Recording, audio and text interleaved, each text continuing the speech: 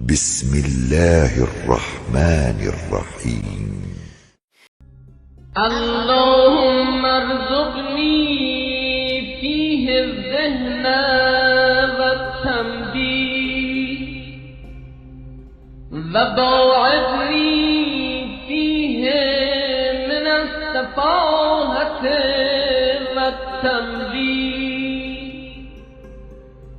واجعل لي نصيبا من كل خير تنزل فيه بجودك